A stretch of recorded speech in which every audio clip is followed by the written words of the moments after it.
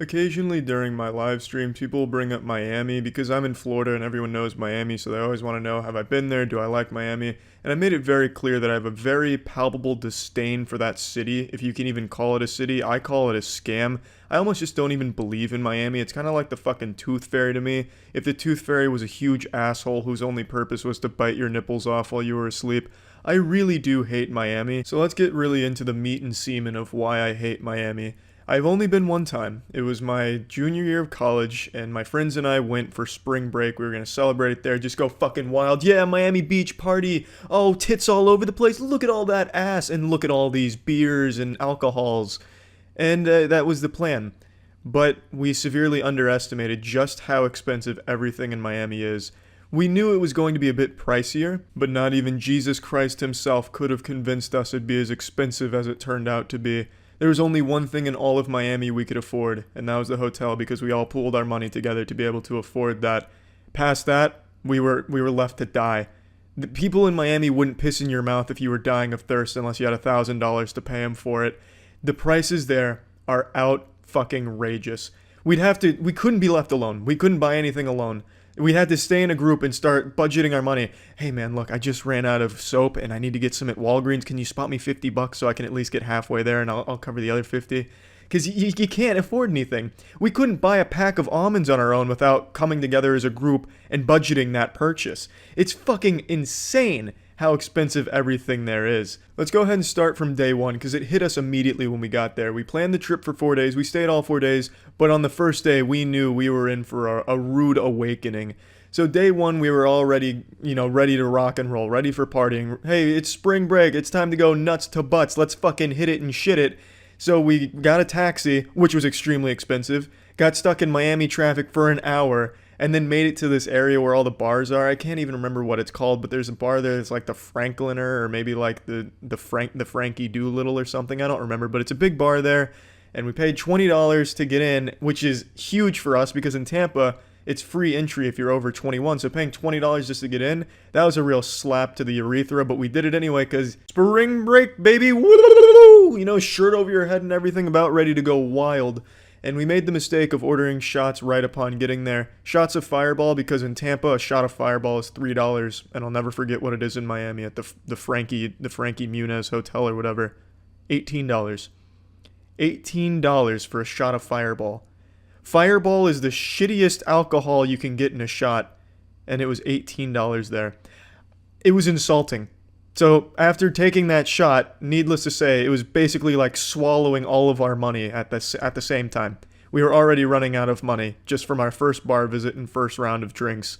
If I wanted to take that shot glass and dunk it into their pool, I'd probably have to pay $10 for their chlorinated pool water with pee all in it. It's unreal, the prices there. But it wasn't all lost upon going to that bar because there was a homeless man, probably not actually homeless, but he dressed like a homeless man, and he was doing magic tricks, and we got a little private magic show from him. And it was all hat magic, so he'd be doing cool shit with his hat. And his grand finale was he pulled out a baggie of cocaine from his hat. It was really fucking cool, and we all gave him $5 because he fucking earned it like a motherfucker. That man should be going on Penn and Teller's Fool Us, or maybe America's Got Talent.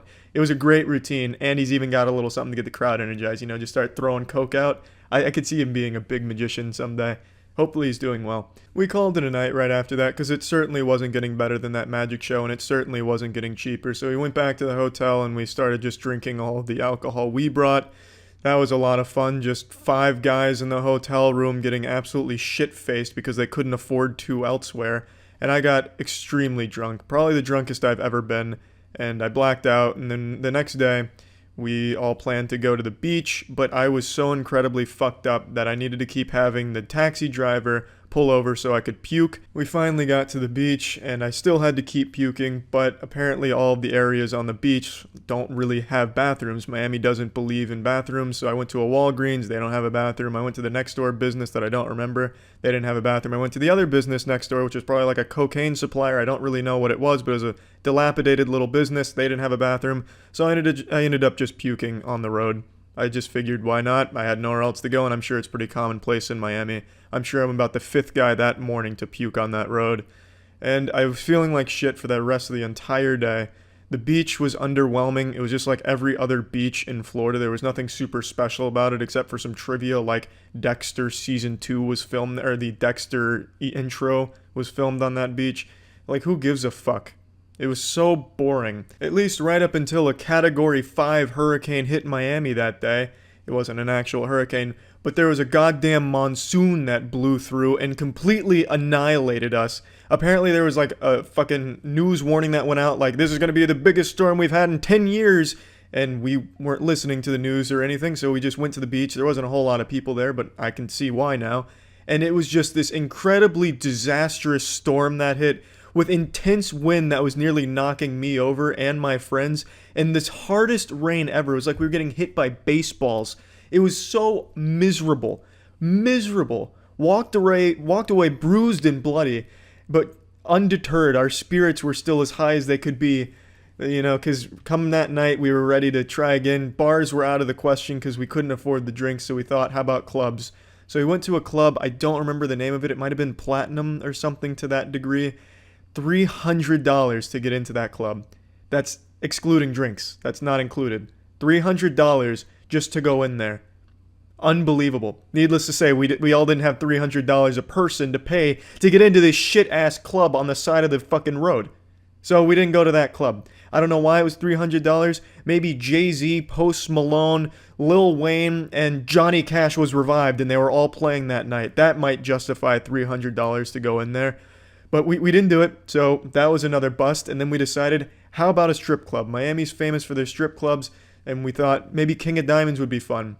But this time we wisened up before paying for the extremely expensive ride to the King of Diamonds or anywhere in Miami. We decided to look up how much it is at King of Diamonds. Way too expensive. In a nutshell, way too expensive. Strippers there probably wouldn't even look at you if you were throwing dollars at them. You'd have to be showering hundreds to even get them to look in your direction. So we didn't go to King of Diamonds or any other strip club either. That was day 2.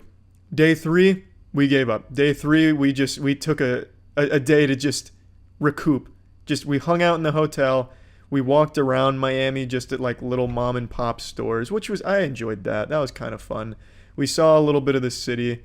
We went to some stores, couldn't afford anything there because you can't afford anything in Miami. That's the main lesson to take away from the experience. But we went to some little diners and stuff and tried a bunch of different foods that I'd never heard of before, which was kind of nice. But that was day 3. Spring break's really kicking in nice.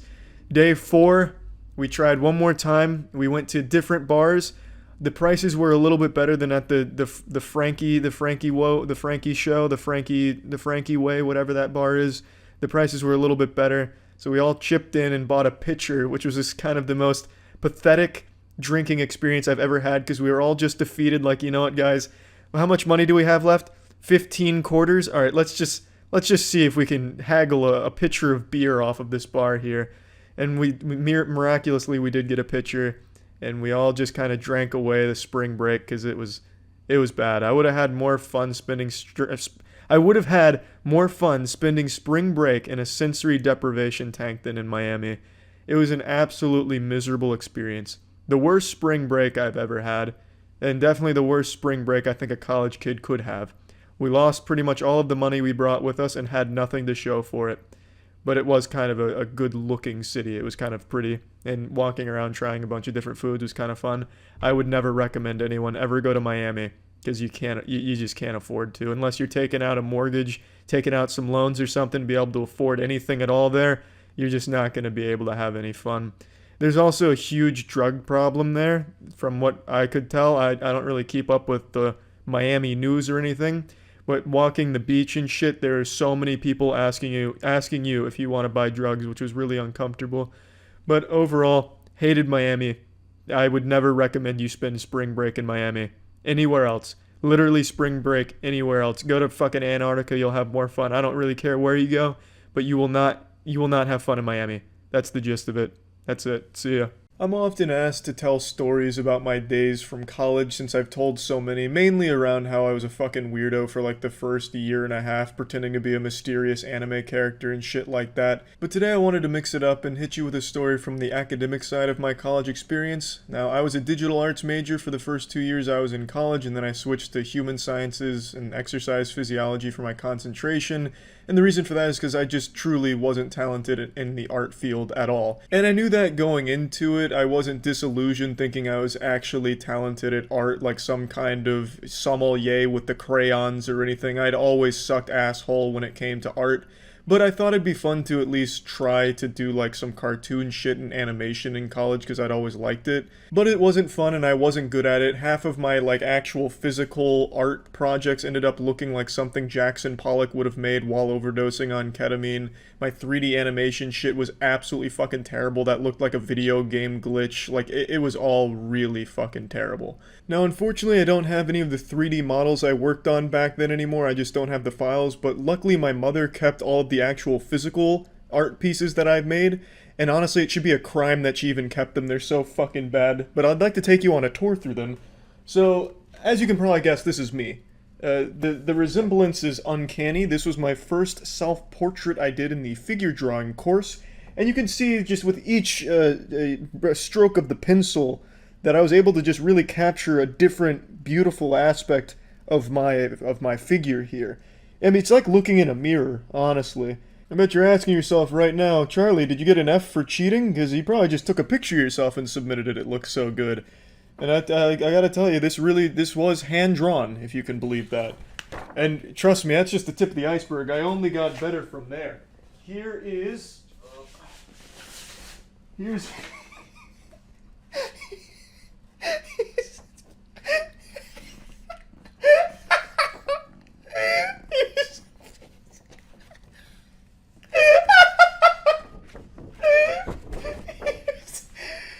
I'm sure you can... I'm sure you can immediately tell who this is.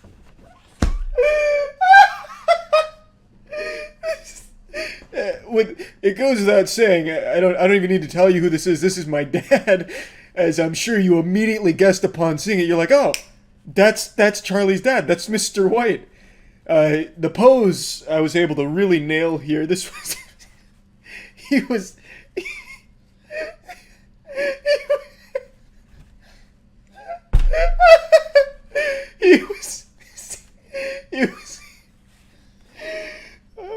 He was sitting in his chair, and I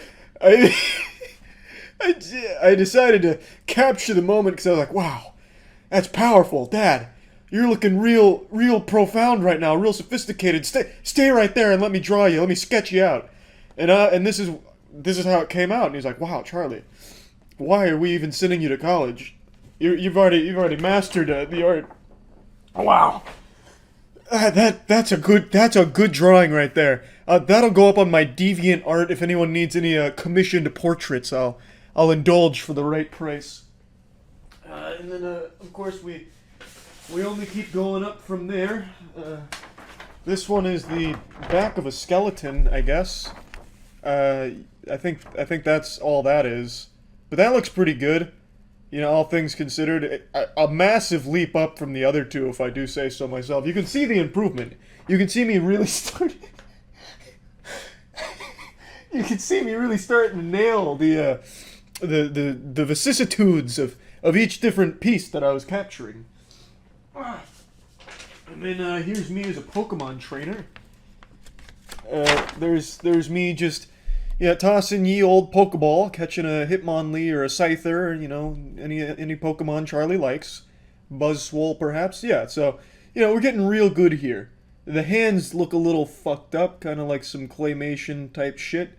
But other than that, I mean, that's about as good as she gets right there. That's pretty solid stuff. And then, of course, you can't just have, you know, pencil, pen, and charcoal. You also have to have some painting, which I mastered. And I knew going into it I was going to be good at the painting. So here's the world, and there's another planet up there. So this looks pretty good if it was hung in a fourth grader's classroom. pretty proud of this one, if I do say so myself. Looking back on it, it looks like there was room for improvement, but hey, you can't fault where my heart was here. This is something that would definitely be hung on the fridge to celebrate their 6-year-old's first painting. So, I mean, I don't remember what grade I got on it, but anything less than an A would be criminal. Wow. We still got more though. Don't worry. I can keep showing you some of these. I actually, unironically, did get kind of good towards the end of my figure drawing course. So, you're gonna accuse me of plagiarism. I already know it. You're gonna accuse me of stealing this from another student, but I assure you, I did actually draw this next piece.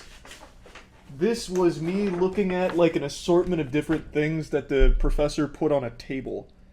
And actually looks pretty fucking good. So I really did start to get the hang of it towards the end of the course, and then immediately switched majors, so I never touched it again or got any better. So this is like peak Charlie art. Like, this piece actually looks kind of fucking good. So actually happy with that one. And then I also did another decent one too. I believe this was the last piece before the end of that semester. And it was another, like, weird, goofy, like, crime scene that she set up. Where it was, like, a head in a bowl on like, a tablecloth thing. I really got the tablecloth nicely. Like, that tablecloth is looking beautiful. So, I started to really nail this medium here. I think this is charcoal, right? So, I really started to get the hang of that. And, yeah, so that came out nice. But that's really peak of Charlie's art. Coming back down, we had some more stinky ones, unfortunately. Not super great here. I don't exactly know what this is, but, you know, I made it. I guess this is like some kind of cosmic supernova happening up here, and I think that's me with Pokeballs for eyes and Tetris blocks for eyebrows, and Pac-Man for ears. I think these are Yu-Gi-Oh card backs, so I mean it meant something at the time, and I'm sure someone can derive some meaning from it. I don't remember what it was, but I'm sure at the time it was a real thought-provoking piece. And of course I have this, which I think is just different kinds of corn. Maybe leaves, I'm not really sure. It's either corn or leaves. Either way, it's still, you know, pretty cool, I guess. You know, I mean, it's art, so, you know, sometimes it just takes a little digging deeper to find the meaning. Then there's this. Again, it's at some point in time I was able to explain why I made this, but that was many moons ago now, many years, so I don't know what it means anymore, but I'm sure someone out there just lost their mind over how good it looks. You know, and then I got some of these. Another confusing piece from the artistic stylings of Charles. It's like a Rorschach painting, kind of, where you're supposed to, like, find what you see in it to explain your emotions. So, I mean, these are all pretty good. You know, looking back on these, I was definitely better than I remembered, honestly. Like, I was actually kind of a prodigy. I have another one of these.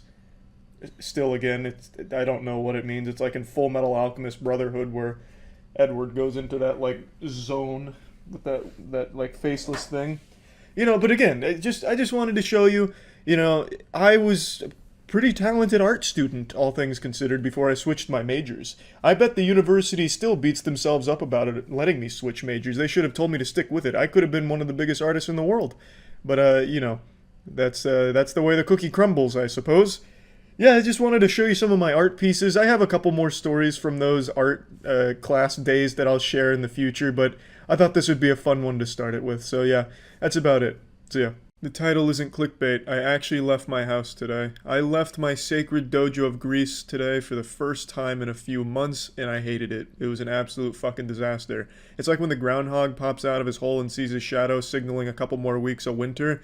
That's what it was like for me. I came out of my little hole here and I saw something far more terrifying than a shadow, which means a couple more months of me staying inside. Now let me clarify, when I say first time leaving my house, I mean first time going somewhere. Like, I've stepped outside into my backyard with the dogs to take them out and shit, so I've been readjusted to the sun, kind of, so the sun and I are no longer enemies. It took like a month of work just to get to that point, though. Like, I didn't go outside at all, even the backyard, for a full month, just because I'm a bit of a hypochondriac, and I wasn't entirely convinced I could trust the air outside. Could have virus particles in it, and I just wasn't taking the chance. But after a month I did wander outside, and I swear to God I thought I was going to die of vitamin D overdose.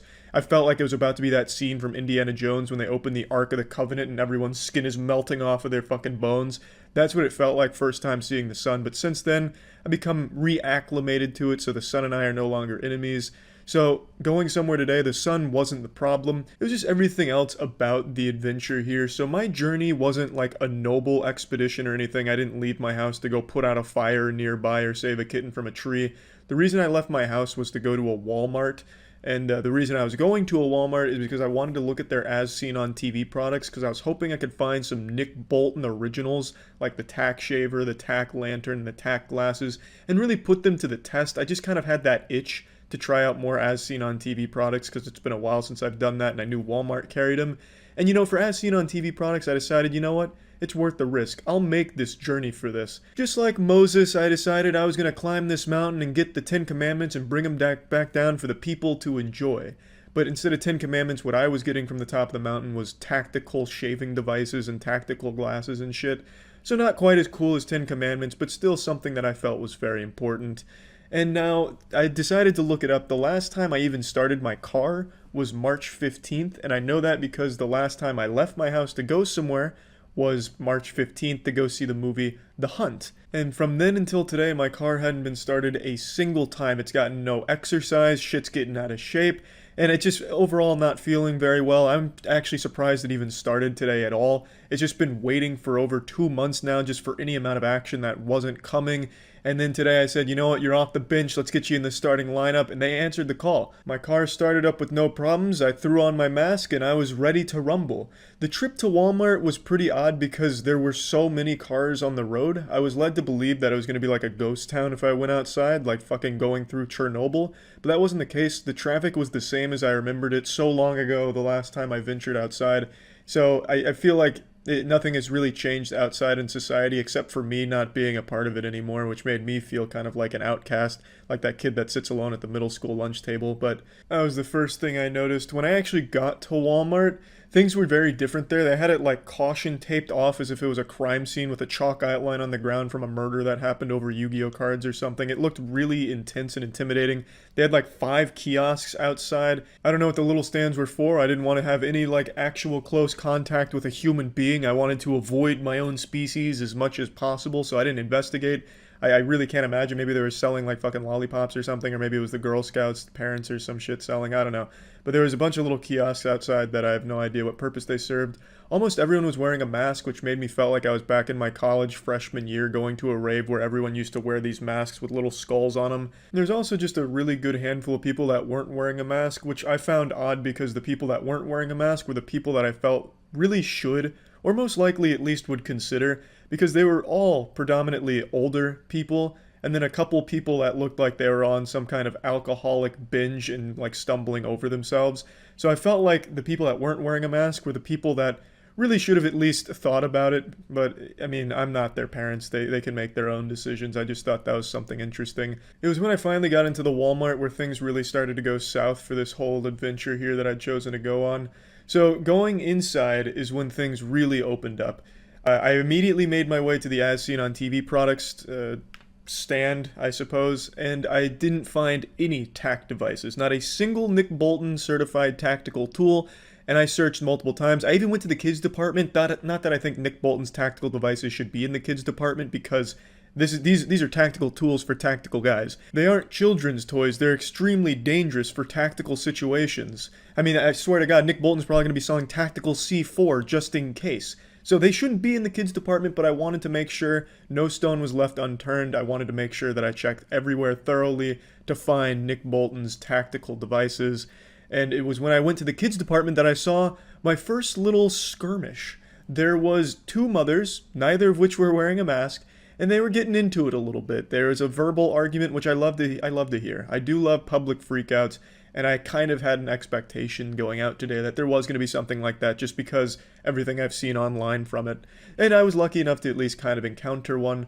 But in my head, it was much bigger deal than it was. In reality, they were just kind of arguing about something. I don't know what. I don't know if they knew each other, but they were arguing. Maybe they were arguing about not being able to find Nick Bolton's devices. I have no idea. But since we were in the same aisle, I was right next to it. And to me, I was starting to panic. Like, my blood pressure was starting to skyrocket because I was like, fuck. They're arguing, there's going to be saliva flying all over the place. What if one of them's sick? Now I've put myself in between a bullet and a target because we're sharing the same row. So in my head, I'm hearing this argument and I'm just picturing like fight night, like in a boxing match, you know, in the movies where it's like a slow motion punch and their head turns and the sweat's flying all over the audience like it's SeaWorld in the splash zone. That's what I was picturing. So I was hurrying up my investigation because I started panicking, worried about this invisible enemy that could be coming my way down the aisle. So I got the fuck out of there. I went back to the as seen on TV stand. I didn't see anything, so eventually I just said it's not here and I got out. So as I left the glorious Walmart limp-dicked and sad, I walked back to my car, and that's when the actual fucking disaster of the day happened. I got fucking swarmed. Well, swarmed is an exaggeration. There was a single wasp that tracked me from the Walmart to my car. It was like fucking stalking me, waiting to make a move on my wallet. So this wasp fucking attacked me when I was about to get in the car, and when I say attacked, it landed on my head and freaked the shit out of me. So I was freaking out, like slapping at my head, and then I accidentally slapped my own fucking mask off onto the goddamn ground, which now that's ruined. I can't ever touch that again, so I left that there. And I'm fucking battling this fucking wasp, getting into my car. Now I'm exposed to the outside elements. I've lost my radiation suit because my mask is on the ground. This wasp will not leave me the fuck alone. I can't get my car open because I keep fucking fumbling the unlock on my keys. So it was just a true upsetting time that made me feel like I had just been brutalized. The wasp must have sensed my weakness and it was shaking me down for my lunch money at the car. It was fucking mugging me right there in the Walmart parking lot. And that's when it really set in on me, like, this must have been a sign. Like, Charlie, you shouldn't be outside yet. Give it a little more time to marinate and then you can go outside later. This is me telling you, stay inside for now. And I took that at face value, so I will be staying inside again at least for a couple more weeks or something, because that wasp attack that fucking compromised my safety, that was enough for me to say, all right, that's probably enough. That's probably my one journey for the next month or so. So I'm back inside, and I just wanted to share with you my experience of my first time going back outside into society. And yeah, what a remarkable experience it was. I got nothing in return for it other than traumatized by a wasp. I really fucking hate wasps, always have. Wasps really suck ass, so fuck wasps. And yeah, that's about it. See ya. What's up, everybody? It's Critical. Last night I had a dream that I joined this tribe. It was a tribe of people that were very upset with the way YouTube was handling their website, so they moved out to an island or some shit. And I joined their tribe for whatever reason. I mean, I guess it makes sense. I also don't really like the way YouTube's been handling their shit, so I guess the next logical step would be to join a tribe that just isolates themselves on an island because of it. But anyway, in the dream, I joined this tribe, and we all wore masks. I don't remember too much else of the dream, but the most important part of why I just told you this is that mask thing. Because when I woke up this morning, it reminded me of a mask I made in my junior year of college. And there's a pretty interesting story attached to that mask I made, so I figured since I haven't told a story in a while, I'll go ahead and tell this one. So it was junior year of college, and I was in a class called Dance World Cultures. It's exactly how it sounds. It was just dancing, just in different cultures, and we would study it and write essays on it. One of our last projects was to make a mask out of paper mache. And I'm not a very artistic person, so the mask I ended up making looked like fucking diarrhea smegma. It basically looked like the shadow of the Japanese superhero Ultraman. It was a black mask with like a red line and star going across the eyes. It was as if a 6-year-old was tasked with making some type of cyborg ninja. Anyway, the mask was horrible, and we had to come up with a story attached to this mask, and it had to revolve around dancing. I couldn't think of a happy story for this fuck pile of a mask, so I came up with probably the darkest and saddest story I could think of for something so simple. Basically, the gist of it was, this mask belonged to an ancient tribe that used it as a purifying tool, but it was really painful, so the village elder would put the mask on someone who they thought was dirty, or if the person thought they themselves were dirty with sin, and they would put on the mask and it'd be very painful, but it would cleanse them of their sins and bring them closer to God, and the longer they kept it on, the closer they would get to God and the cleaner they were. And over time, this became an obsession for the tribe's people. They would start putting on the masks for so long it would kill them, and this just continued until the tribe went extinct in their quest to become closer to God. And then, it turns out the mask was never meant to purify souls. It was simply just meant to bring about death and despair.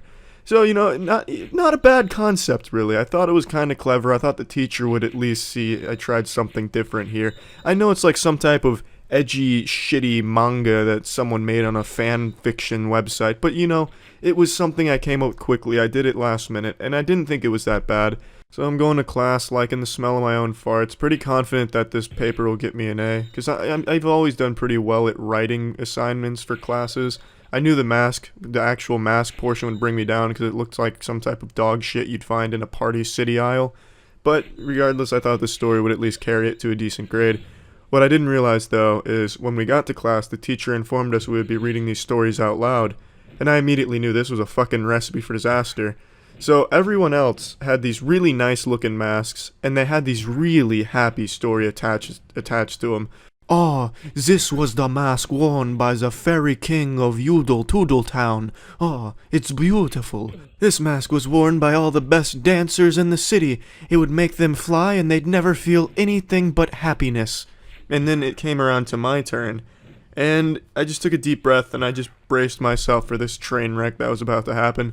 So I read my story. It's 2 pages, which was the minimum length. So I just started reading it like I'm reading to a fucking elementary school class, and by the time I finish, the only word that's said is by my friend who was in the class who just said, "Wow." There was no clapping, no round of applause, no ass cheeks clapping together. There was just no noise. It was pretty much pure silence except for my friend saying, "Wow." What was supposed to happen was a brief discussion and people asking questions about the story, but no one did any of that. No one asked any questions. They probably thought I was just some type of fucking lunatic who was one bad day away from self-immolation. Not even the teacher pitied me with some easy questions like what made you do that or anything. She just said, "I appreciate you doing something a little different," and then went on to the next person's story.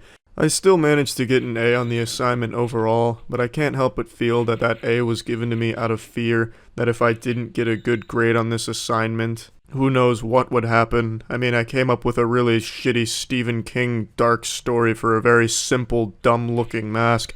What else could this loose cannon be capable of if I don't give him a good grade? But yeah, I was embarrassed in front of the whole class. Still don't think it was that bad of a story, and I still have the mask somewhere. I'll try and find it one of these days. But yep. That's it. See ya. What's up, everybody? It's I fucking hate road trips here with a 32-hour road trip. You excited, Tetra? Me neither. We're 20 minutes into the first 16 hours. This is Bear Grylls on the scene. The Lord himself is crying these heavy tears on the highway. And I have a strong feeling it's going to be this torrential downpour, this fucking monsoon the whole way. This is the world's bravest weatherman on the front lines of Hurricane Irma. Jesus Christ. I can say with a high degree of confidence it's raining. I'm happy to say we made it through the geostorm, but it really got my fluids pumping and I needed to relieve myself with a pee-pee in a McDonald's bathroom. Florida Citrus Center. More like Florida Pistrus Center because fuck you, Citrus. Florida Citrus Center, more like Florida Quitrus Center, because quit showing me those shitty signs. Florida Citrus Center, more like Florida Mistress Center, because I'm about to cheat on my girlfriend with some citrus. Florida Citrus Center, more like what the fuck? How many signs are there for that? Oh, it's right there. Hey, it's the Florida Citrus Center. Holy shit. Sun's starting to go down, and you know what that means. It means the journey's just beginning. But as a wise man once said, the ancient Sun Tzu, famous Fortnite professional gamer, he once said, it's not about the destination, it's about the journey. Unless that journey takes 16 fucking hours, and it's just a matter of please get me there as fast as possible. As long as it's not flying. Flying's very scary. Sun Tzu was also afraid of flying. It wasn't invented back then, but the concept was enough to strike fear into those wise men. It's that familiar foreplay again from the Lord, toying with the notion of another biblical storm on this journey. Here's hoping he changes his mind. We're We're at that magic point in the road trip where we hit that mark where my ass cheeks just catch on fire. When I stay sitting and driving for a while, my ass cheeks just cramp up, get really sore, like I had just been lifting weights, like a bicep curl, but with ass. How's that dick hanging, Jacksonville? Enjoying your beautiful custard out here? And then 14 more hours till we get to Pennsylvania. Finally about to leave Jacksonville, 2.5 hours later. Not making a whole lot of progress, clearly. But we had a headlight go out, and being the man in the relationship, I told Tiana to fix it, which she did. Then I've never had Hardee's, so I saw a Hardee's and I said, hey, this is what Jesus would do. So we stopped and got some Hardee's. That's okay. It's alright.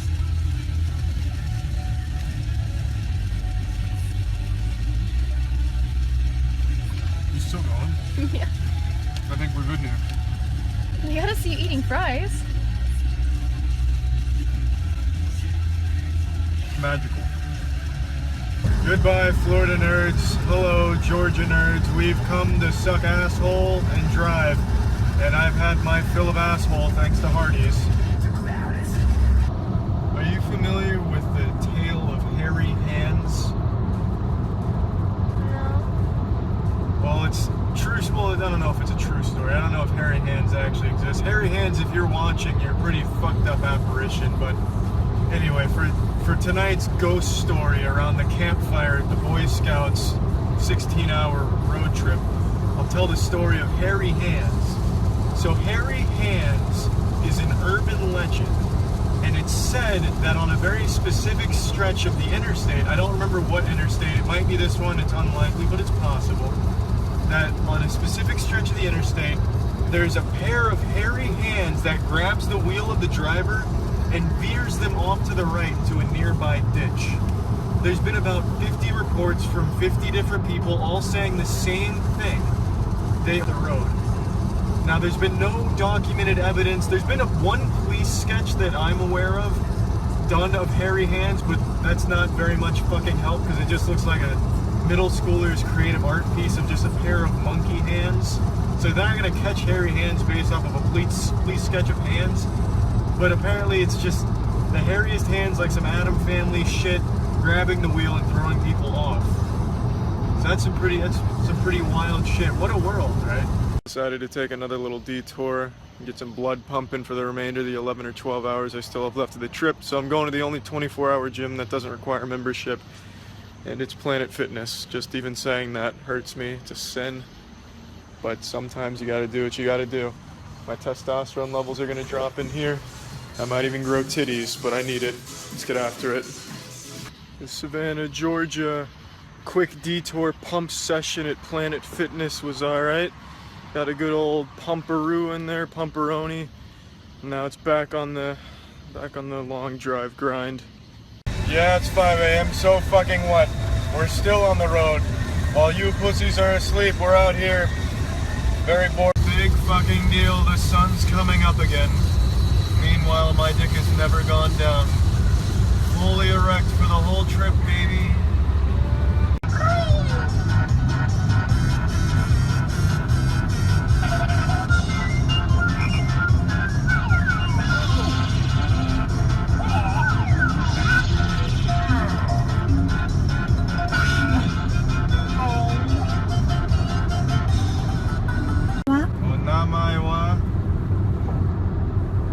No. Yeah. Yeah. Yeah. Yeah. Yeah. Yeah. Yeah. Fucking know this one. Jesus. Move on. Thanks.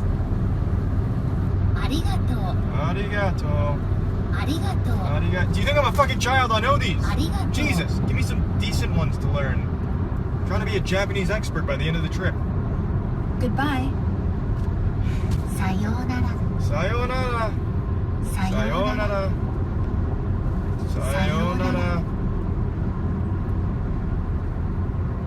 What's this? Much better. これは何ですか? これ Jesus. これは何ですか? これ What the これ fuck? は何ですか? これは何ですか? Yeah. これはMiss Washington D.C. tunnel system where the Rat Man lives. Oh my god, this is exhilarating. Another 2.5-hour detour and we're back on the road, baby. Here it comes. The vinegar strokes. What was supposed to be a 16-hour road trip has turned into more than 24 and we're finally fucking here. Only an hour left. 1 more hour to go, baby. Not exactly breaking any land speed records, but it's like the turtle and the hare taught us. Well, you'll get to Pennsylvania eventually. The best part of a 25-hour road trip from Tampa to Pennsylvania is the fun of doing it again for Pennsylvania to Tampa. Truthfully, I'd rather suffocate a cactus with my asshole, but gotta do it.